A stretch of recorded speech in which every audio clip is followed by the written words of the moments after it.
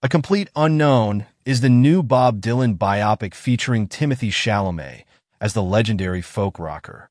Today at Movie Recap Pro, we break down the bittersweet ending of James Mangold's music biopic.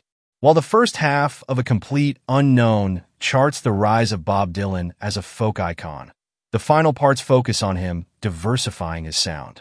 Eager to break out of his acoustic shell, Dylan experiments with electric guitars and more political songwriting. However, Dylan is discouraged by his peers and management to debut this new sound. The Newport Folk Festival, which shaped the careers of folk legends like Dylan, also has its reservations, with the management committee fearing that this kind of sound could be divisive for folk listeners. Encouraged by a drunk Johnny Cash and driven by his own rebellious attitude, Dylan finally goes ahead and premieres his new sound. Audiences react unfavorably by throwing physical objects at Dylan's band, but he keeps on going, eager to play his new songs. This is where A Complete Unknown borrows a page from popular music biopics like Elvis and Rocket Man. The main subject is often shown to be ahead of the times, even if their decisions come at an emotional cost. In the case of A Complete Unknown's ending, Dylan's decision to reinvent himself spoils his friendship with friend and mentor Pete Seeger.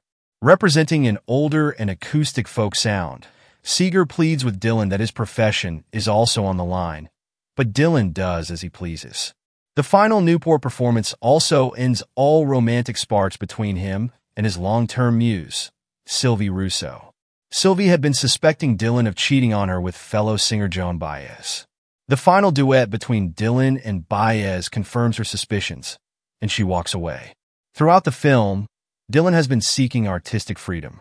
After the Newport controversy, we finally see Dylan find his freedom and his unique voice.